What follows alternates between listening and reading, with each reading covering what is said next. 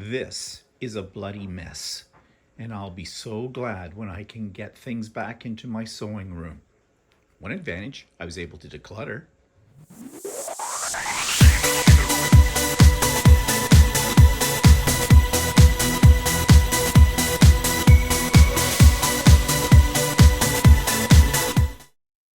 Good morning, everybody. It's Stephen here for Bland Designs and the Idiot Quilter, and welcome to my weekly vlog for October the 31st, 2022. Spooky. And it is vlog number 288.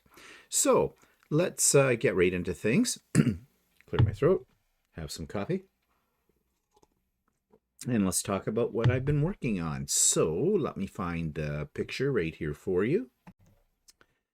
And yes, this is another Christmas quilt. Now, why? I said I was done with Christmas. Well, I thought I was, until I had all these scraps. And in the center of this quilt, I had orphan block. And I thought, well, I'll just get it out and maybe put a few more strips of fabric around it, make it into a one-off tabletop or something like that. Well, it started to grow. So this is my own design that's on here. And there is a problem with this quilt now that I look at it. It's too skinny. I need to add a couple of pieces to the left and the right side of it to fill it out a little bit more. It's just unproportional in its size here, as you can see. So I'm going to do that later today. And then I could throw it on Lucy at some point in time and get it all quilted up. And yes, this is my last Christmas quilt. I hope. I have still some other Christmas projects to work on as well. I haven't put it together yet, so I don't have it to show you, but I do have a in the hoop little, they call it the Candy Cottage.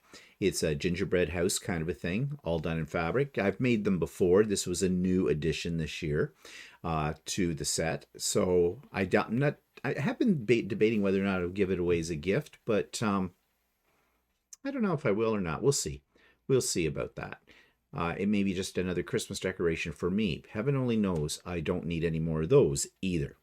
Okay, so that's what I've been working on. And basically, oh, and I did get 3 quilts quilted. I haven't got them bound yet, so I'm saving those. I'm hoping to have them bound by the end of this week, so I'll save those to show you next week. Lots of things to do, but we have been very busy, as you're going to find out a little bit later on in today's broadcast. But now let's turn our attention to the YouTube channel of the week. If you're into antiques, if you really love the Antiques Roadshow, I came across by accident this YouTube channel called the Antiques Yard, and it has sort of it's a cross between the Antiques Roadshow and Pickers or something like that, if you're familiar with those shows. So here's my review of that.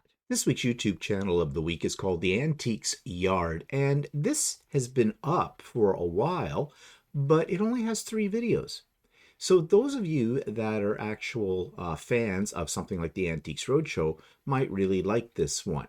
Although there's only 3 episodes, they're all very, very interesting and, yeah, definitely doable in 3 sittings to see these. It comes from the United Kingdom, so of course the antiques that they talk about and the value of them and things like that have to do, you know, in United Kingdom funds. So you have to do the conversion in your head. But nevertheless, if you're into antiques, if you're into old things, then this might be a channel you'll want to check out. And hopefully in the future, maybe they'll have more episodes. Now, the link for the Antiques Yard show is in the show notes below. You will find other links as well. Sew and Craft with Me link, that you know that's a permanent link to Zoom, which means if I happen to be looking for company while I'm working on a project, I will turn that on. And if you're doing the same at the same time as me, you click on that and we can connect. Craft and Chat, however, is coming up this week. Yeah, hard to believe we're going to be into November tomorrow. Tonight's Halloween. And so this Wednesday is the first Wednesday of the month, so we have Craft and Chat. And Craft and Chat, for those of you that don't know, is a chance for you to get together with other like-minded people and work on whatever you want and have kind of a relaxing 3.5 hours or so of, you know, pleasant time. No drama, just working on your projects. That starts at 1 p.m. this Wednesday, November the 2nd, my time, Eastern Standard, and runs until approximately 4 or a little bit after in the afternoon. So hope to see you there if you're able to come. And the link for that is in the show notes. And those of you that are on my mailing list for that, you've already know about it because I sent it out last week, tail end of last week. Okay, so I already mentioned the Antiques Yard Show. Next page, there is a link to the latest issue, or episode, I should say, of The Idiot Quilter, episode 190, which includes a bit of a review of the retreat that I had a week ago or so.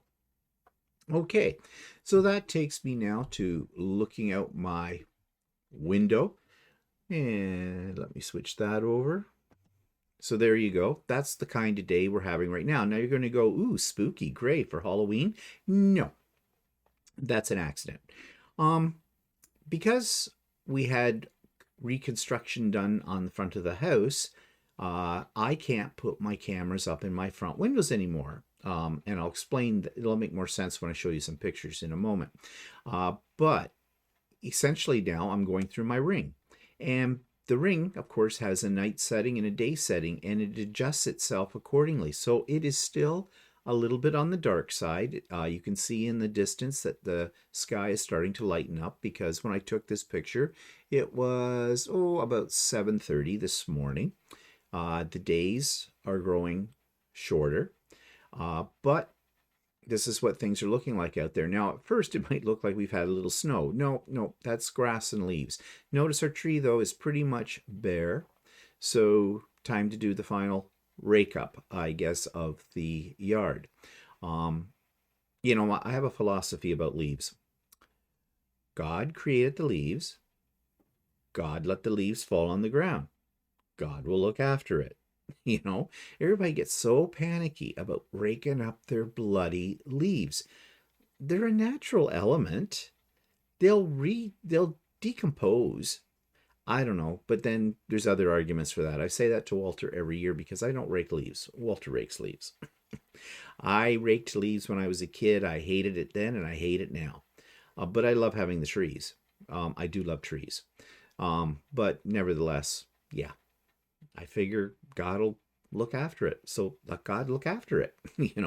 He made the mess. But anyways, just to carry on here with about taking this picture and that, there's something about the time change. Yes, and I forgot to mention this on Stephen and Walter Live yesterday.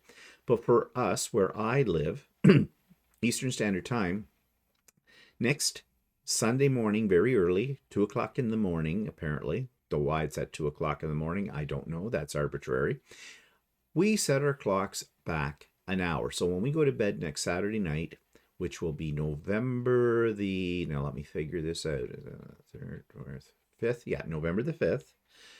We will set our clocks back an hour, fall back, spring ahead. That's how you remember the time changes. So Stephen and Walter Live, this will get confusing. Because if you're outside of our area, your time may not change. So that means that usually you're used to us being on. Let me switch this over. You're used to us being on at 4 in the afternoon, Eastern Standard Time. If your clocks don't change the same as ours, if you don't fall back 1 hour, then for you, it'll probably be about 3 o'clock in the afternoon, I think.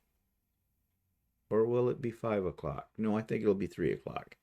Anyways, you might want to check out your time zones and things like that next weekend, just in case.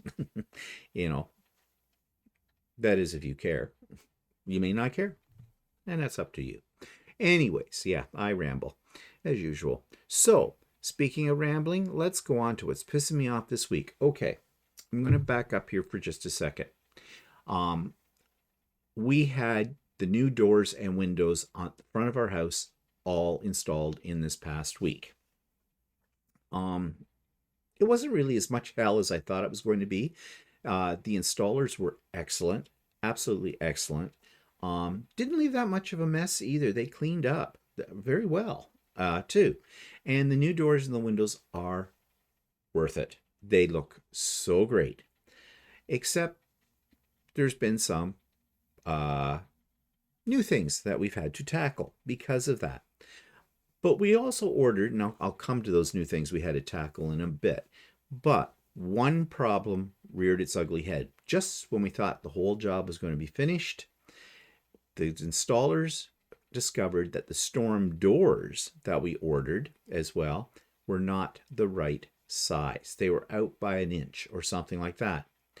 The head honcho of this company got immediately onto the blower, called up the manufacturer of this, and gave them a piece of his mind, which I really appreciate because it was not his fault. And he wanted to make sure that we understood that it was the fault of the factory as well. But he was doing everything in his power to have it rectified. He had sent in the right measurements, and I believe he did, because the man was very much into, he double checked everything. And, well, long story short, yeah, the factory screwed up.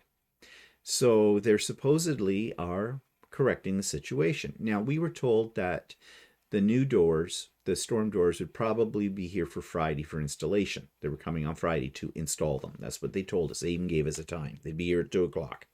Okay, great. No problem. We got a call. Yeah. And I anticipate this would happen. They weren't ready. So it'll be sometime this week. I'm not holding my breath on this one. It's not a big job, what they have to do. They don't have to come into our house to do it. I don't think. They may have to open up the front doors, but that's okay. And it's not their fault. This company that we're dealing with have been excellent from square one. But these things happen, I guess. The only thing I'm a little disappointed with is because of Halloween and because we have double doors at the front of our house, it's nice to be able to open up those double doors, the interior doors, but have the storm doors there. So they protect us from the elements outside and from the little buggers who are coming to the door for their candy. We went on a whole rant about that yesterday, or at least I did. And I did last week too. I hate Halloween, sort of. But it's nice to have those there, that barrier between, instead of having to open and close the main front doors. But unfortunately, that's what we're going to have to do because we don't have storm doors yet. But anyways, as I said, they did a really good job. Now, what's pissing me off, though, is this. Okay? You can't get good help anymore. Nothing is reliable. The company we dealt with came out, took meticulous measurements of everything, sent them in. But as soon as they hit somebody else, you don't know whether you're going to get something done correctly or not. Because people don't care about their jobs anymore. They don't. People everywhere. You go, it doesn't matter whether it's a fast food outlet. It doesn't matter whether it's the grocery store. It doesn't matter it doesn't matter what it is. People just want the money and screw you. Nobody cares about their quality of service or the quality of what they are manufacturing anymore. And why is that? Do we blame the guy on the assembly line, the person putting things together, the store clerk, whatever like that? Yes, I do blame them. If I had not done my job properly as a school teacher, I would hear about it. I heard about it anyways, whether I did a good job or not on most things. But I was very conscientious about my job. Why? Because I was raised that way. And I think a lot of people from my generation are raised that way. But these new generations that are coming up now have everything given to them. And they don't have to work for anything. I mean, okay, boo-hoo, they go to university. Oh, it's so tough. When I went to university, I had absolutely no time to party. I mean, I did, but I didn't have any time. But, you went to a party, you had a drink, you went back, and you hit the books again. I didn't have time to go out for dinner. But I hear all these ones going to university about going to this party, this social event, going out for dinner here, whatever, and all this stuff. And I'm thinking, and when do you do your schoolwork? And I know that universities have watered down their curriculum and they blame it on us high school teachers that we're not teaching them the proper skills. No. Who do I blame? Well, I blame a lot of things on this. It all starts at home, doesn't it? Where did we get our work ethic from? Our parents. They instilled it upon us. My parents did not pay me to do yard work. It was expected that I raked the leaves, I cut the grass, I weed the flower beds. I hated doing all those things. Oh, yeah, and I did put up a protest every now and then. But I still did it. Because I don't know, I guess I had a fear of my parents, of what they would do to me if I didn't do it. I'm not saying there's child abuse involved there. Of course, by today's standards, I suppose yelling at your kid and telling him, you get out there and you do it. You see what you're going to get. I suppose that's a form of child abuse by today's standards, I guess. But the point is, we had a work ethic put into us. And I carried that work ethic, well, even to today. But I don't see the same thing in my nephews and my nieces. I don't see the same work ethic there that we had. I don't know why. I don't see it in a lot of the younger generation anymore. Maybe it's because they've grown up in relatively good times and they've had a lot of things given to them. Maybe. Maybe that's what it is. I don't know. But that translates into the workforce later on in life. And I bear witness to what that means. Some guy in the factory, he made a mistake. Okay. He probably didn't do it intentionally when he was making our storm doors or however that works. But somewhere along the line, someone dropped the ball. And so the end result is we have to wait for new storm doors to come and get installed. And I am sure that the installers that came here and got the job done, they were here for a whole day. They worked their butts off. I did not see them take a break, even for lunch. They had a job to do and they were going to get it done. Originally, we were told it was going to take 2 days for installation. It took 1.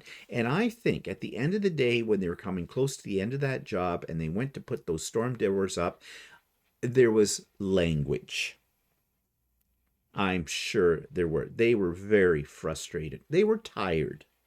They worked hard. I mean, I watched them putting in the new windows and the doors. This is not an easy job.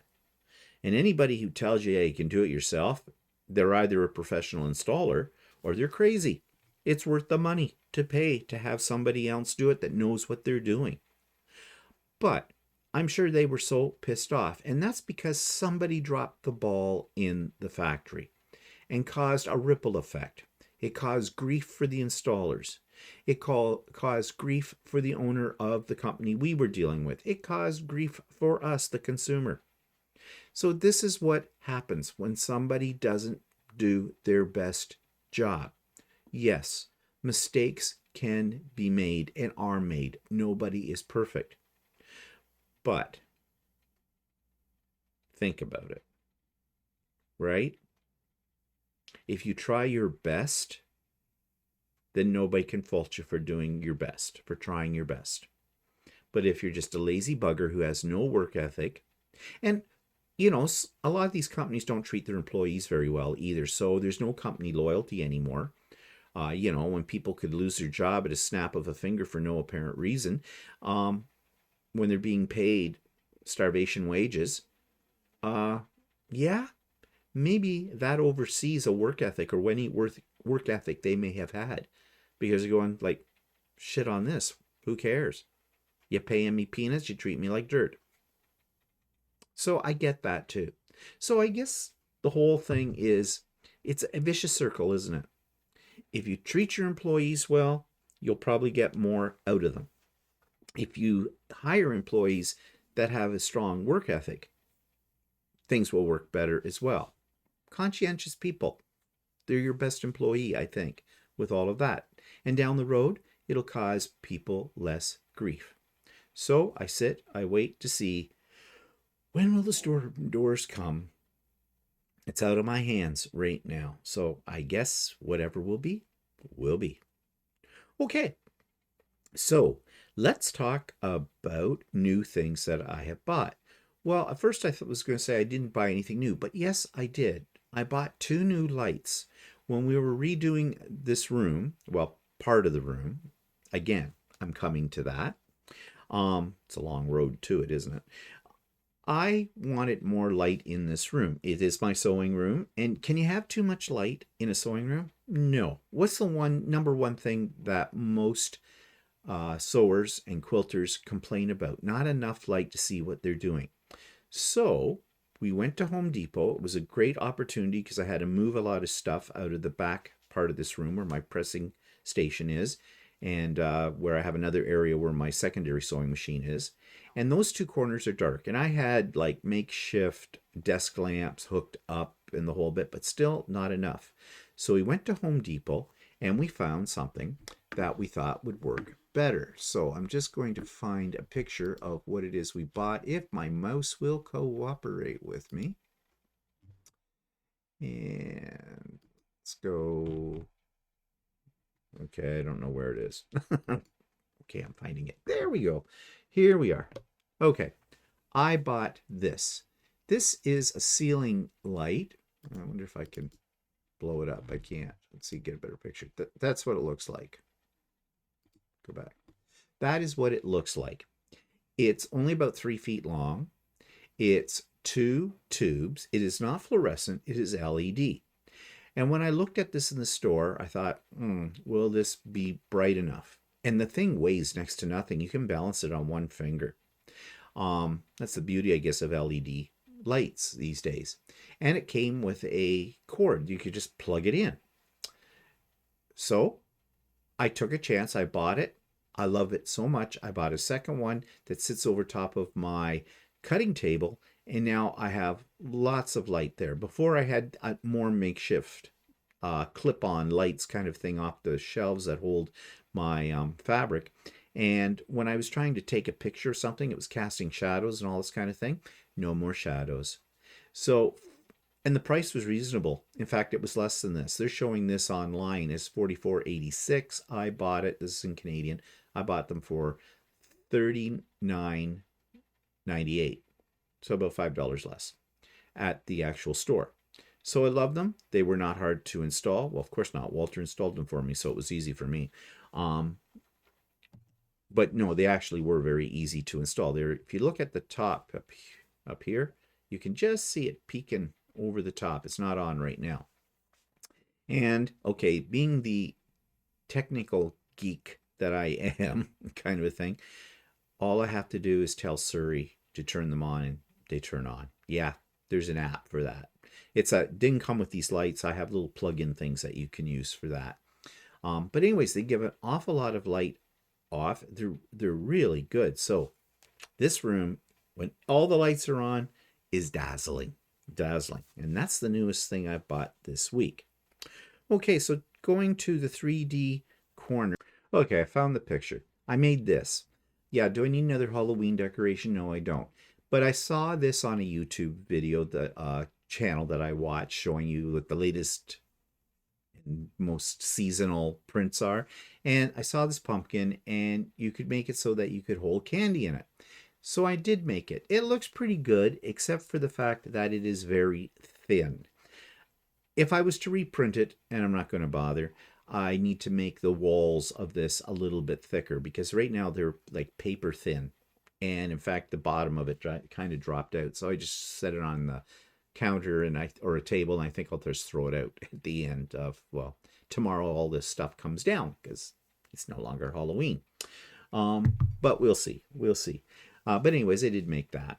And actually, it's a decent print. If, like I said, I increased the wall size, it would have been fine. But what I really like, and this is not a 3D print, but I got to show it to you. Isn't that just the cat's ass? This is our neighbors. And every year they have one of those blow up things for Halloween. And they've got this spooky cat. I absolutely love it. I've said to Walter, we should sneak over in the night and do something to it. No, I'm not going to do that, but you know what I mean? I mean, they used to have a blow up Santa too. Put Santa, well, okay, my mind is going in a direction you don't want my mind to go in. But anyways, I just love this thing. I really do. Um, it brings joy to me. Yeah, right. Okay, so let me come back here. So that brings me other things that bring me joy, and it is travel, which we have not been able to do for a while. So I'm reliving along with you some of my past trips. And this is Rottnest Island. Again, this is part 3. Fascinating place. And I think in the last video you finally saw the quokkas. Aren't they the cutest little things? And go on YouTube and look them up. You will find people, there are thousands of people, pictures of people taking selfies of themselves with quokkas. They are just the cutest little thing you've ever seen. And they only live on Rottnest Island. I think there might be one other spot in the world somewhere where they hang out as well. They are protected, and they're just damn cute, just stinking cute, really.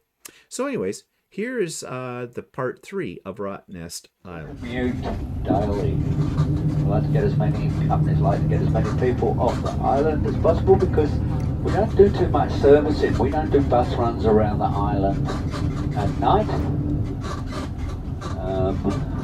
And most people will stay either in their units, or go fishing close by, or go for a swim close by, and visit the pubs and hotel. And there are things to do to keep them entertained, like they do have quiz nights. They do have a trip down to the West End where we're going, which is right the very in the evening to watch the sunset, take their wine and biscuits. We generally drive them down. So this is where the accommodation is, another quokka over there. So with the exception of the Kingstown Barracks, that's really where the accommodation ends, going in this direction. Now the Kingstown Barracks, after the war, the army still used the barracks, but it got less and less use, and just a training facility. And in the end, in 1984, it was handed back to the Rottnest Island Board on the condition that it was used for educational purposes. This was the Army Inn. You'd have the sergeant's mess up there. On top of the hill there was a couple of little hospitals there. And it's all now accommodation. So this is as far as you can go for accommodation, with the main barracks over here being for school camps and school kids. You have some team building ones in there and some cultural ones. I went to an Aboriginal 2-day culture program, and it was to understand the history about the island and that, and it was really, really interesting. I learned how to survive on all these different bushes and trees and berries, and it's quite amazing. I'm going now.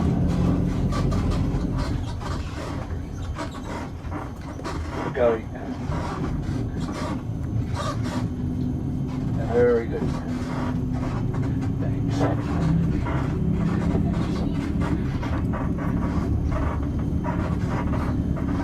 See, very obliging. Now it would be very difficult if we were going on right, because some of the roads aren't very wide around the island.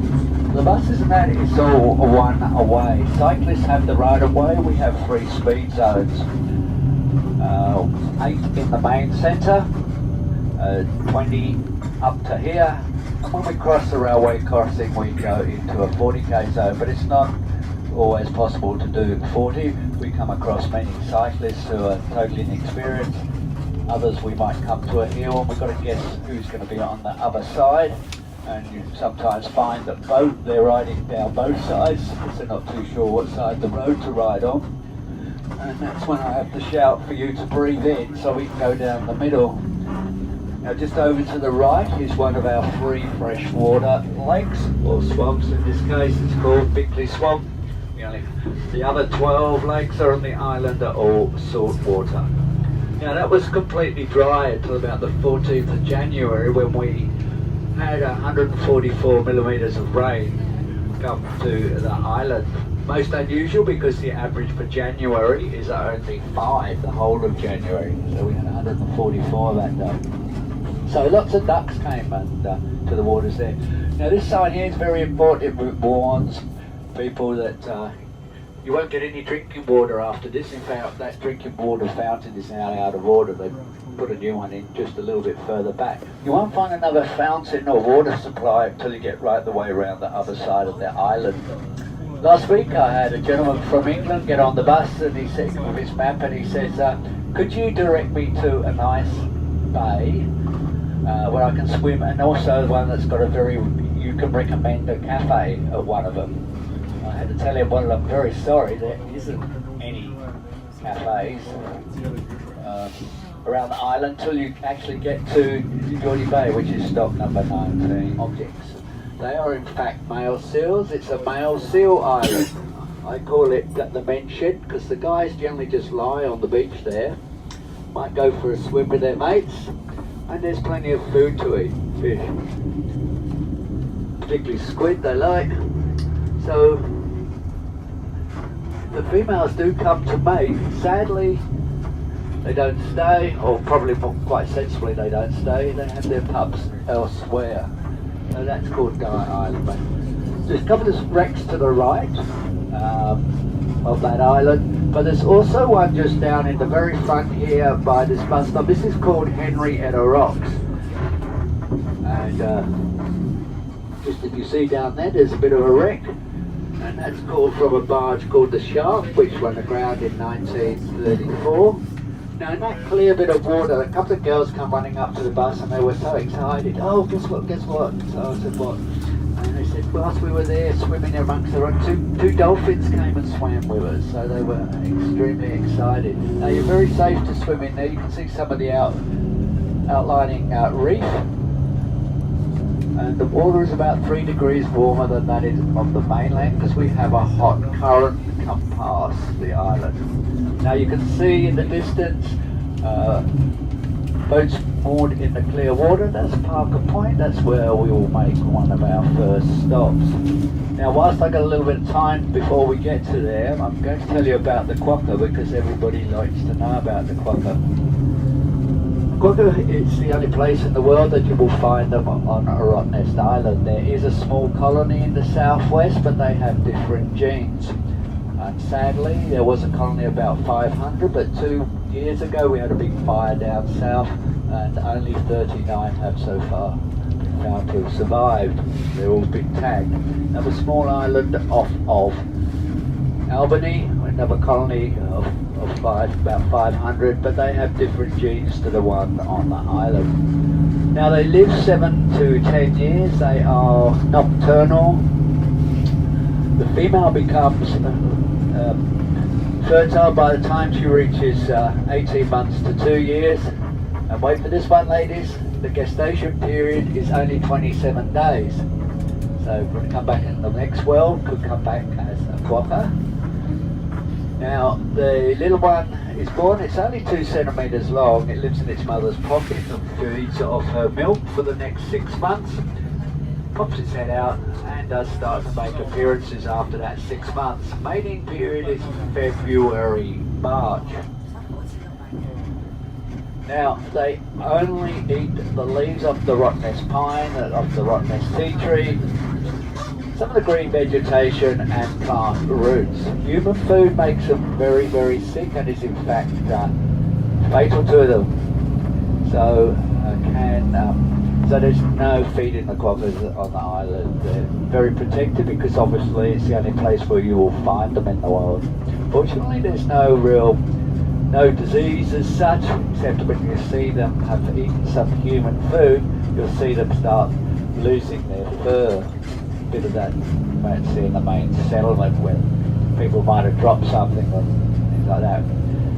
The other thing is touching them. Sadly, the mother will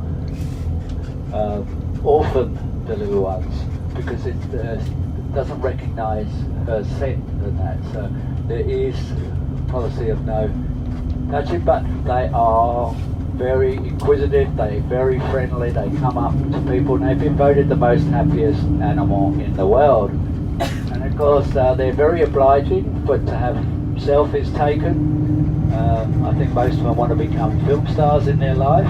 Some of them are doing quite well at that.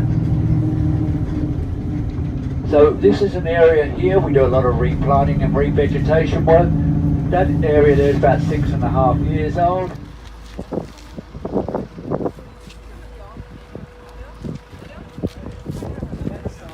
Can't touch them. No, I know. Important is to that for young ones. That one's about over a year, that one's about a year and 3 months. They still get this close connection with their mothers.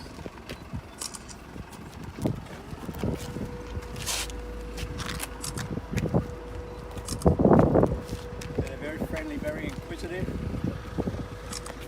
And look, you don't have to take it gently. That's how we get them off the road, is to get stuck with people. There we go, take it, hold it, hold it.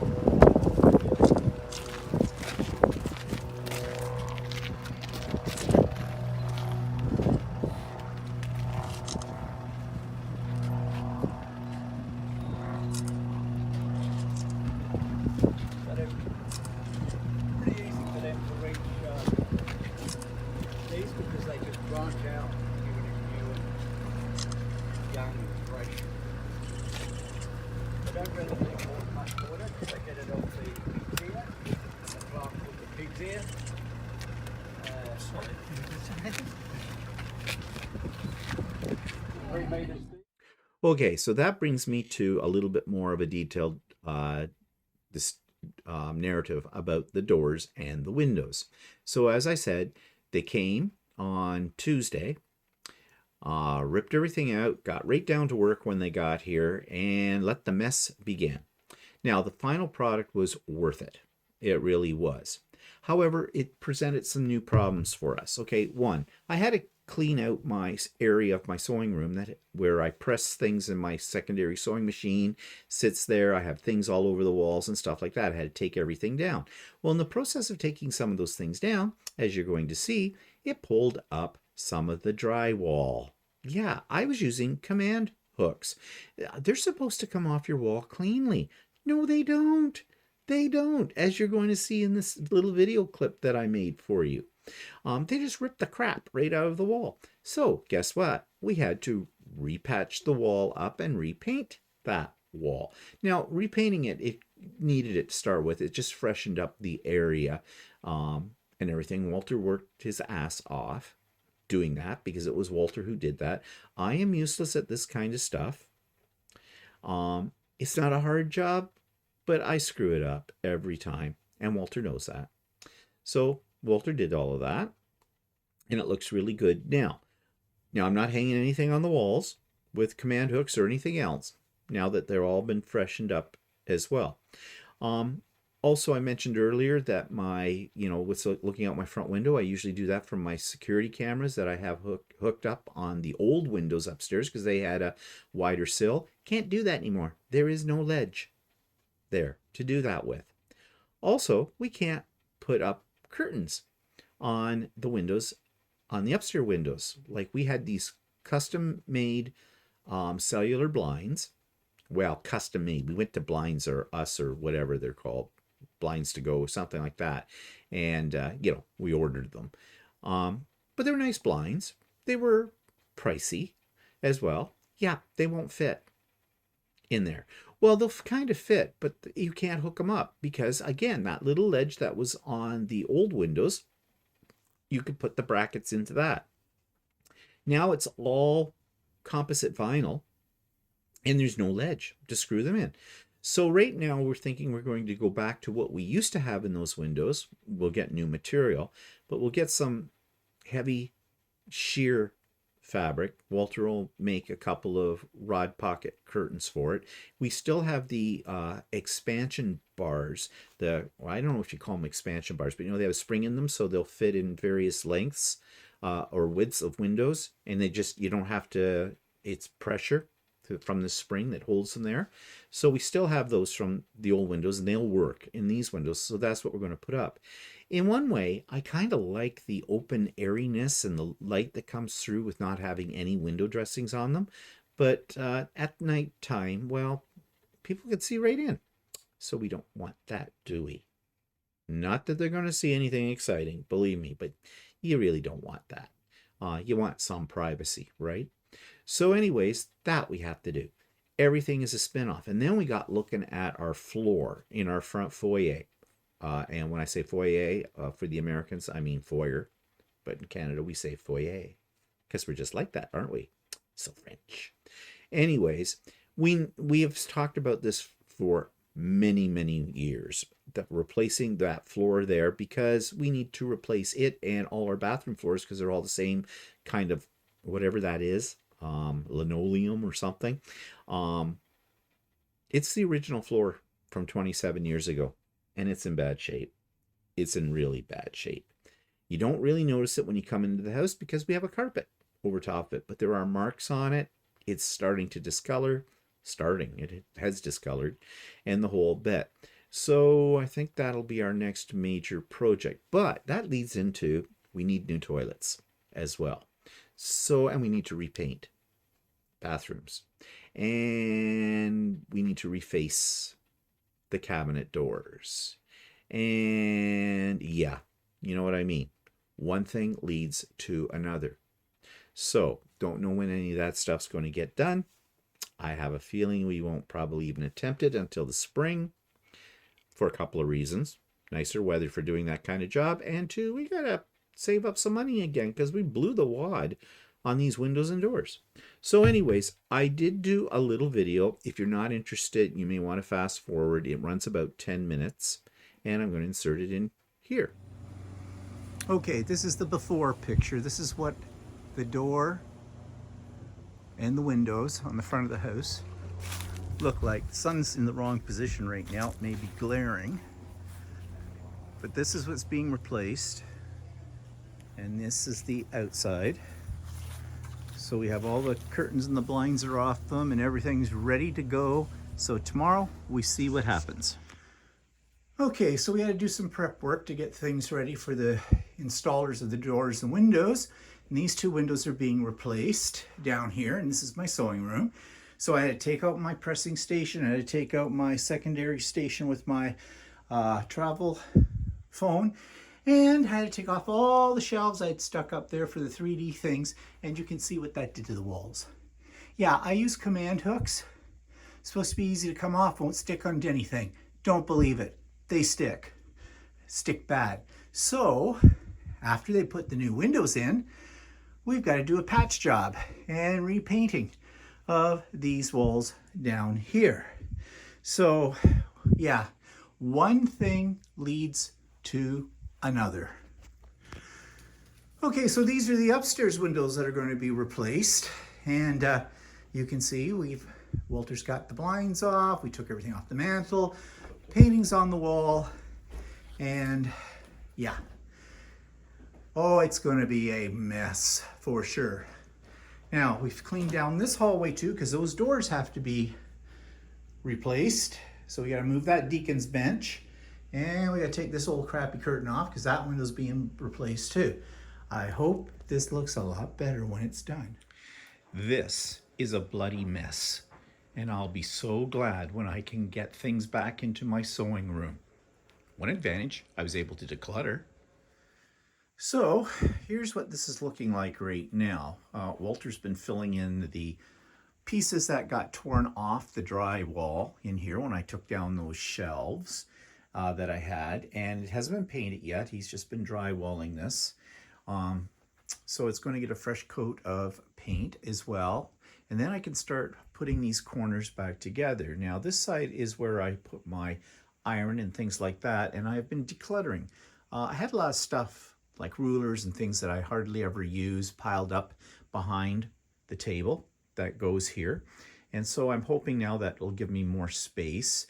Also, underneath this table, there was a lot of stuff that has found new homes since then. Like I had a lot of boxes of old pictures and that.